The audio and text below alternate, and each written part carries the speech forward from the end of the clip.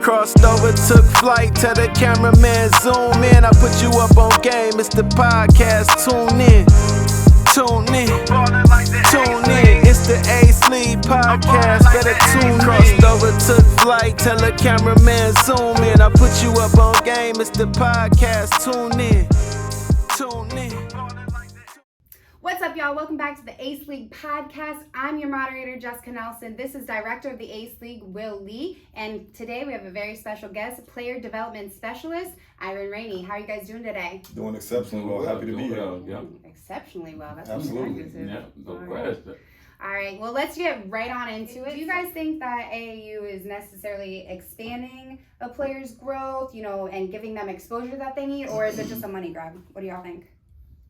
I'm gonna let you hit this one first. I think there's a lot of different, I think there's a conglomeration of things going on, right? I think, at a certain level, people are making a ton of money off AAU. I think at another level, people are actually having an opportunity to grow and develop and to, receive some type of exposure. I think, when it comes to choosing AAU programs, it should be based on, for parents, what exact outcome they're looking for. Is it to go to college? Is it to just play basketball and have a team experience and learn how to build some character, learn how to lead, learn how to go through some, learn some overall life principles. But if you're in it, at the highest level to actually play at the highest level, then it can become more so a business than it is about the sport. Right. What about you, Will? Well, I mean, to echo a lot of what you were saying is that I believe that these coaches and the programs for the AAU have now become watered down to the point where you're having people's dads, fathers, who are now seeing that there is a way to make revenue off a lot of this stuff. Absolutely. And so I don't see where the same level of player is now being in the AAU as it was, say 10 years ago, 15, 20. And then we're basically looking at glorified rec leagues that's under the AAU banner, absolutely. right? And so if we keep seeing that type of level of play, going with, basically YMCA kids that are, wearing fancy jerseys and traveling across the country, like there's no real growth for that. And most college coaches are seeing that, and they already, how the system works. Right. They already see or already know who are on their radar and who isn't, right? Absolutely. And they might see an occasional diamond in the rough that they say, all right, well, I didn't know about that kid. We'll take a chance. Right. But for the most part, this is starting to look like a money grab to me personally. Yeah. Where, some of these fees and stuff that they're doing and charging for these teams is astronomical. And you're asking poor, disenfranchised parents to come up with $600-700 to send their kid in the hopes that they get seen and get a college education. Right. I mean, I'm not with that. Yeah, I agree. Once again, there's a lot of different, levels. You got, tournament directors that have seen opportunities to capitalize and make a ton of money.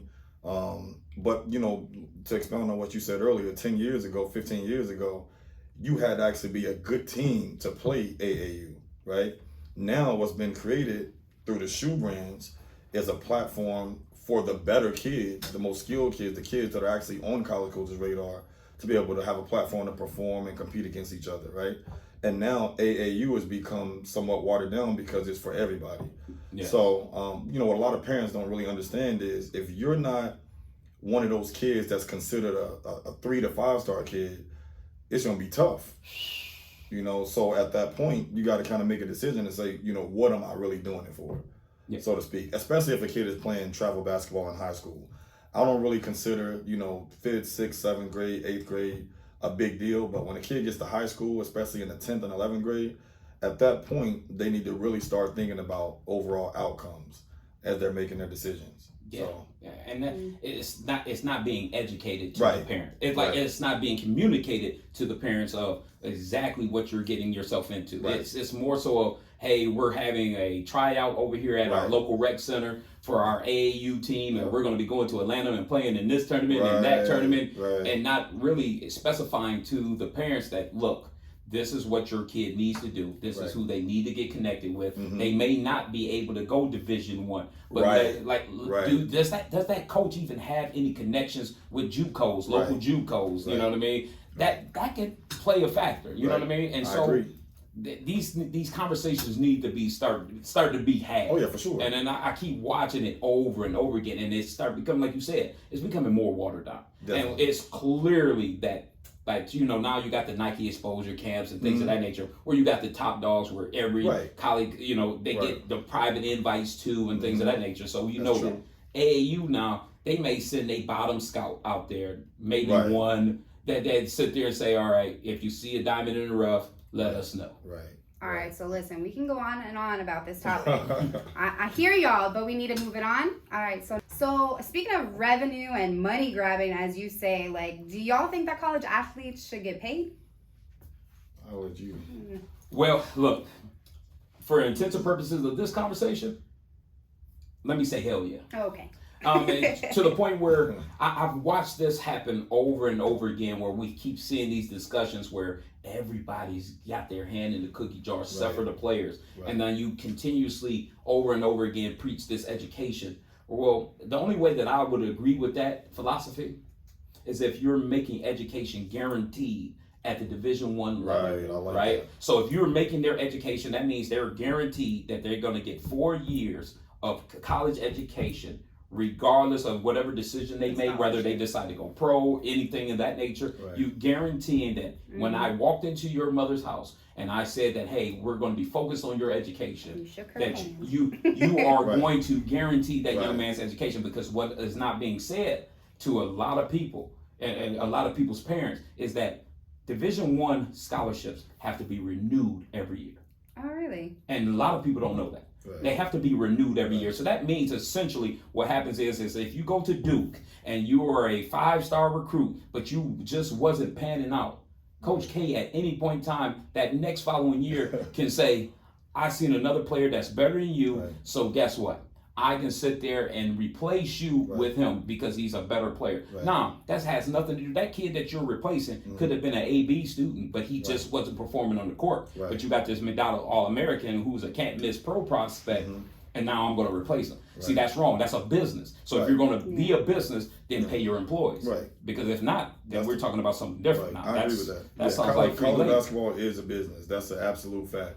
And that's one of the main reasons, just to keep it short, why I feel like college athletes should get paid, because ultimately, universities are capitalizing off the limitations of people. Right? You got these athletes running fast and jumping high, and not really receiving anything in return except a trophy to say you won a tournament or an all tournament, or a ring.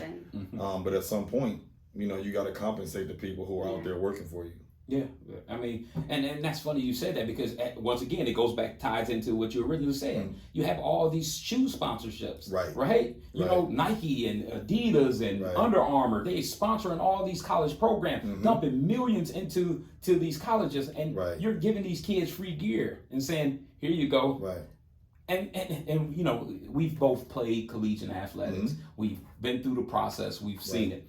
But one of the things that is not being discussed is the process of when you go into school and you start seeing what's happening as far as with your college, your coaches and your athletic trainers and all the different things that you are required to do, and how they guide you to where they want you and what classes they want you to take. Oh yeah, for sure. They're not talking about you graduating. They're talking about you have theory of dance. That you can be the bare minimum that you the take. bare minimum that you can take, that you can stay eligible to have your 12 credit hours, so you can stay eligible for the team. That's true.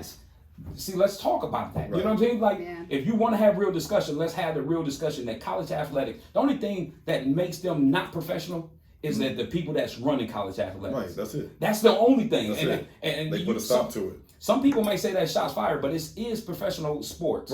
It's just the amateurs that are running the NCAA are the amateurs. Absolutely. All right. Well, that's perfect for our next topic.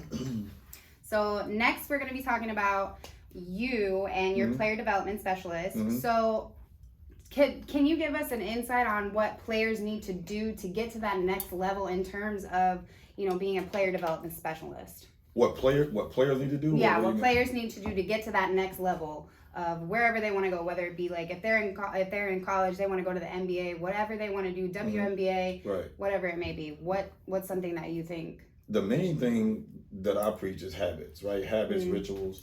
you know, how they live their lives on a daily basis, right? Yeah. Just like we talked about earlier, I always say to people, think in terms of outcome. So if you want to be a professional athlete, you got to learn to create the habits that allow you to be seen in that light. A lot of people are doing a ton of things and they're just athletes, right? And they're good at what they do. But in order to exceed expectations and be considered a professional, you got to be a little bit different. You got to be kind of outside the box, right? You can't be regular. And so there's a formula for that. And I think oftentimes with a lot of people playing the game of basketball, they miss out on the small things and they focus on the big things. And I think that's why a lot of them fall short. So it's the habits. Yep, habits and rituals. Okay. Yeah. And I think it also falls into being honest. A lot of guys who are, especially, and I hate to sit there and say this because I don't want to ever rain on anybody else's parade. Oh yeah, because I don't, for sure. I don't believe into putting my expectations on another person's aspirations. Right, I agree with that. You understand what I'm saying? So, but we also have to be a realist, you know, and we have to tell the people, because I feel like I'm Florida's honesty broker. Right. Like I really do, and it's one of those things where. That's a powerful statement. I like that. Well, because people don't have these type of conversations. Right. A 6-foot point guard, you can find a dime a dozen across America right now. Absolutely. Across America, and that's one of those things where you have to make sure that you are exceptional to even get onto someone's radar, and it's going to take a bit of luck as well, because I've been in these rooms with these coaches, right? I've had these conversations. Hell, you know, me and you have sat down on many occasions, you know, off camera, and just had some of these conversations about guys and things of that nature. That, yes, great basketball players for the level that they're at. For the level. For the level that they're at. To be at that next level, you have to be exceptional and be in the right place at the right time, catching the right person's eye. And unfortunately, we have a lot of guys who are Hollywood, man. They are, you know, they get these little, you know, $30,000 contracts, these little $50,000 contracts, you know, overseas and stuff, and they really get into the point where they feel like they made it, man. But once again, that goes back to, you know, habits and rituals. Go back to belief systems, right? Because a lot of these guys that are playing overseas and are playing getting these lower level contracts, they've never really been blessed with anything like that. So they don't really understand, you know, how to govern themselves after they do get something for a game that they're playing. So it goes back to, are you just an athlete or are you a professional? Professionals, for the most part, govern themselves totally different, and they're making millions. Yes. We're talking about 30,000, 40,000, 50,000 versus a million, right? And there's a way to govern yourself. And I think a lot of guys don't really understand, you know, what goes into that. Yeah, you know, it's funny because I had a podcast that I did, and I was speaking on that because there was a lot of guys, you know, I had dropped that top 50 list of the top players in the state. And so what ended up happening was there was a lot of guys I was getting pushback from. And the majority of the guys were lower level basketball players, I'm assuming. But yes, they because were. Because professionals won't even engage in those types of conversations. No. For the most part. Yeah. Now, unless there are other professionals engaged. Yes. So what happened is that you had a lot of the lower level professional players, but the top guys, the guys who have made millions, like the Willie Reeds and the Mo Spates and all those guys, who by the way showed up to every game and played hard, right? Because that's what the mark of had fun doing it because that's the mark of a true professional. While you had the other guy who made the $50,000 talking about what do I got to prove and things of that nature. Well, I gave them a couple of examples. You got guys like Kevin Durant, LeBron James, Steph Curry, Kyrie Irving, James Harden that play in summer programs every year. And they compete. And they competing. And these are people with generational wealth. So why is somebody with generational wealth, and then that's what it goes back to what you said. There's a habit. A true professional has a habit of, I'm going to perfect my craft at all given times. You know what I mean? A true professional sets himself away from the other guys. He lets you know why he's at that level.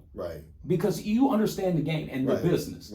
We both understand the game and the business. Unfortunately, this is what I'm struggling in. I know we talk about this all the time. It's hard to break through these guys' psyche because they really feel like they made it and not understanding what a true professional does. They are always working on their craft. What I've learned to do is just not even engage in those conversations. Like, I mean, not trying to be funny, but you're going to make yourself super frustrated, you know, because you know what you know, right? You've been through it. You know, your conversation is a little bit different. So to have a conversation with a dude about what he or she should be doing in order to make it when they're 28, 29 years old is really a frivolous conversation. Yeah. That's what I would say, especially being the type of. Yeah. But I know you're in the industry. Yeah, and I'm a people's person. And you're a people's person, which is great. People's person. You know what I'm saying? And I know that's why the league is doing extremely well. You know, kudos to you for that. Thank you. Because the league is incredible. But yeah, man, I just try to, and that's why a lot of guys have a certain perception of me, or but it's not that I don't like their game. I do, but I just don't. I'd rather talk about what book you reading.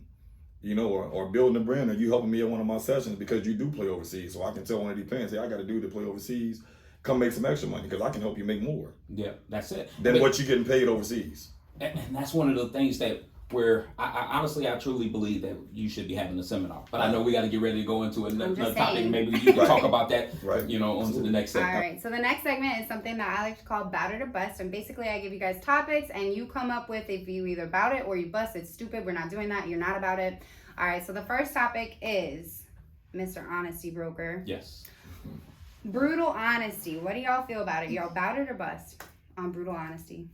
About it. I'm about it. Yeah. That was easy. Yeah. Come on now. Yeah. There's no way for me to look a man in his eye and tell him that, hey, I think you're a great player, and then go behind his back and tell his friend something different. Right. And I think that's what throws a lot of people off about me, is because essentially when I make that top 50 list, I'm telling you exactly what I think about you as a player, directly to your face. Right. I'm tagging you on it. Whether you like it or not. Whether you like it or not, I'm saying that I think this guy is better than you. Right. And that's what I'm telling you. Right. So I'm not doing what a lot of people do in each basketball court around the country, not just here in Florida. All over. All over. But, guys have those conversations like, yo, he's cold. He ain't like that for real. I don't know why he getting a check like that. But, you see all that. It's a lot of conversations being had. Conversations taking place. And I'm a dude that just gonna tell you directly, like, yo, he nice with it.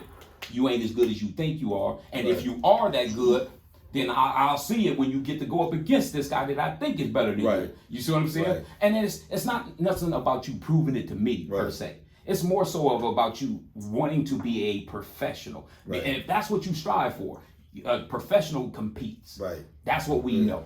Any professional at the NBA level, there's only 450 of them. Right. Right? Mm-hmm. Any professional at that level knows that every year he has to work to keep his job because another 60 young men are coming in there to try to take one of their spots. Right. Every year. That's true. For only 450 spots. Right. So that's one of those things, and that's why they compete the way they do. That's the reason why you have a Mo Spates who got $21 million in the bank, who will show up on time to every last one of his games. Had Eric Griffin. That man I literally. Love Eric too. That's my guy. Eric Griffin. That man, we had a conversation. We met on the block. You know what I'm saying? And we had a conversation. That man sat there, had a game in Cleveland, Ohio. Literally 10 hours later, he was on time at his Ace League game. Right. He loved the game. But he loves the game. Playing with a purpose. He loves the game. Right. That's playing with a purpose. Right. You see what I'm saying? Right. Because he knows that he always has to keep his skills sharpened so he can keep getting that paycheck. That's what true professionals know. Right. Some of these other ones that try to big time and then say, you got that. Come and holler at me, man, when you're 45, 50 years old. Right. Let's see if you had that generational wealth that you claim that you have now. Or you made the right business moves. Right. So speaking of business moves, what about playing overseas? Are you all about it or bust? So here's what I'll say to that, right? Depending on people's age, depending on what people have going on in their lives as far as like families, etc., and depending on the level that you're playing at. Like if you're playing at a high level overseas and you're getting a legitimate check where you feel like you can support yourself and your family, I'm about it, right? But if the check is mediocre and you could be doing something else, and you're a little bit older, you over, let's say 25 maybe, and you could be doing something else to make some extra income, and you could be empowering yourself to move into your full potential.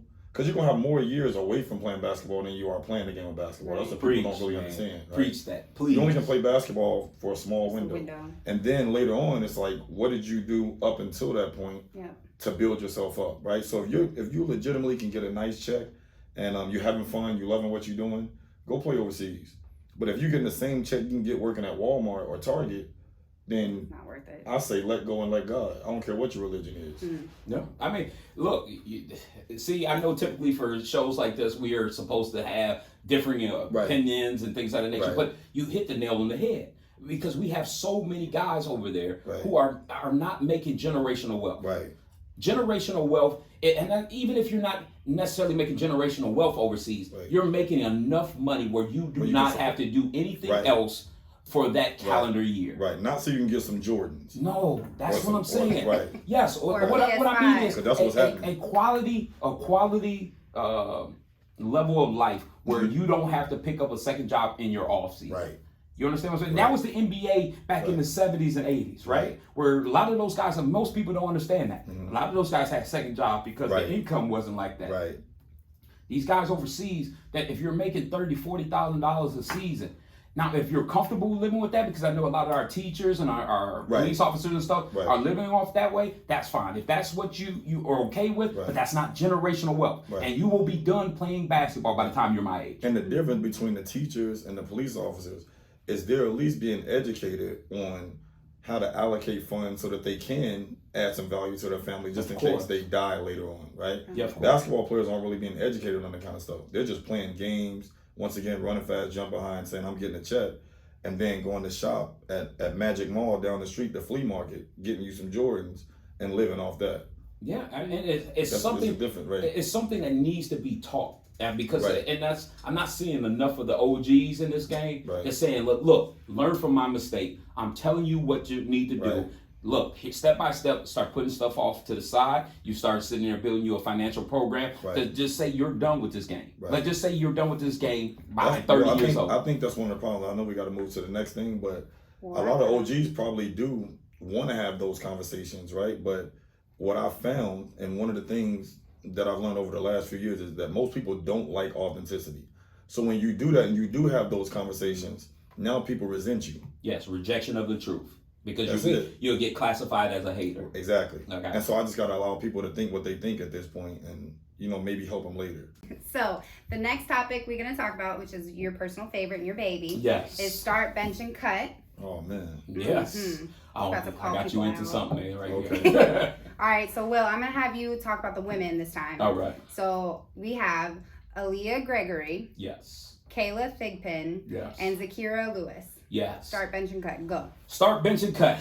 Out of those three, all phenomenal talents. Like, I'm going to be doing the Women's Pro League this coming summer, so that's going to be bananas. I'm excited about that. Oh, man. That's going to be major. Major. I got a lot of women that's involved in that, and they've been phenomenal, some of the little showcase games we had. But to answer the question directly, I got to see all three of these play.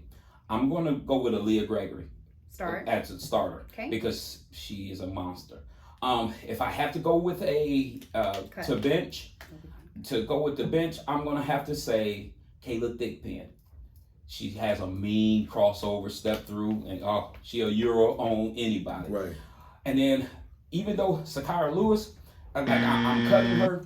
I'm cutting her just because that's the only option that I have in the start bench and cut. I understand. Because that young lady dropped 40 in a collegiate game. Right. You know how hard it is to drop 40 in a collegiate game. That's tough. So she is a bucket. Yeah, that's tough. And I mean, she can shoot she can shoot that thing. She got that clip for real. Yeah. So yeah, those would be my three. All right. So we're gonna bring in some men for you. Okay. So we have Willie Reed, Keith Clan, and then Chad Brown. Start, bench, cut. You know what? I see him zooming the camera in on this. Come on, man. It's a tough one. So let's go. So I'm straight up down with you. That's tough, man. Come on, man. This is the A-League podcast. I'm going to start Chad. Oh, so you starting Chad? I'm going to start Chad because Chad is young and hungry. Okay, got you. Chad is that's my youngster. I'm going to bench Keith. All right. Because Keith is highly skilled, but I don't think he's got the same passion as he used to have for playing the game. I think Keith's a little bit more enlightened than most people think. I think he's a lot more intelligent than people really understand. So he understands the game, not the on court game. He understands the game, the life game. And then I'm gonna go ahead and cut Willie Reed, not because I don't think he can play. I've heard a lot of great things. I just haven't seen a lot of him. Gotcha. So yeah. Oh, you want me to answer? Because it looked like you was making eye contact. Yeah. So you felt the heat. Right. Yeah. So let me tell you, I agree with your segment about each one of them. Quality human beings. Right.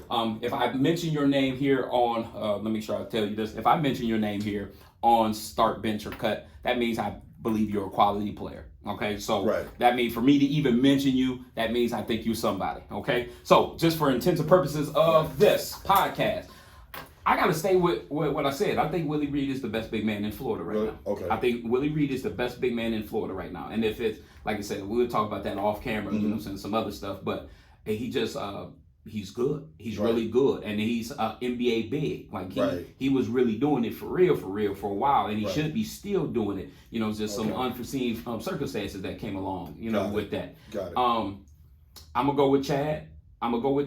And then Keith. Don't you do it, man. You know I love you, brother. So you cutting Keith? As you said, look. I gotta say this. The reason why I'm cutting Keith, not because of skill set. Because if we said skill set, I think Keith's probably the best as far as skill set, being able to what he does with the ball and everything else. But I also have to go things on the now. So I'm not gonna go on resume or what you was as a player. Right. I'm gonna go on as of now. And I gotta say that Chad is, like I said, he's younger, he's hungrier, he's still ascending into his career. Each year I watch him play, he's getting better and better. I agree. Okay. And I know that's one of your trainees, so kudos to you for doing that as well. I mean, I can't take the credit for that. He's training with a bunch of people, and he works his ass off on his own. I mean, he's a great kid. I've been blessed and grateful to be able to work with him. Yes. And then with Keith, like you said, he's going into the twilight years of his basketball career, but now he's going into, excelling as a human being in his life career after basketball, because he is a bright brother. He's a very bright brother. Not an idiot at all. No, he's a very smart brother, and not only that, he always keeps the right demeanor. You know what I'm saying about life, like just he ain't never too high, never too low. He's always steady. So it's just one of those things where he's going out towards the tail end of his career. So that's the reason why I would say that. From that part. Yep. Okay. Yes. That was a tough segment. That's a tough, right. Y'all need a break? Need a water break? I need a drink. It's getting hot. All right, well, Iren, thank you so much for coming in. So do you have anything that is upcoming for you, or you want to share to the public, or anything? You know what? Not right this second. Right. I do have an online academy starting up relatively soon. We got a one-on-one tournament at the youth level coming up soon. We haven't put a date on it. We also have some youth basketball tournaments coming up soon as well, which we're working towards. So those three things, just for right now. All right, cool. Thank you so much for coming on. My pleasure. Thanks for having me. Yeah, Thanks for having me. All right, y'all. Thank you so much for tuning into this week's episode of the Ace League podcast. Make sure you check us out on all social media platforms and subscribe to our YouTube.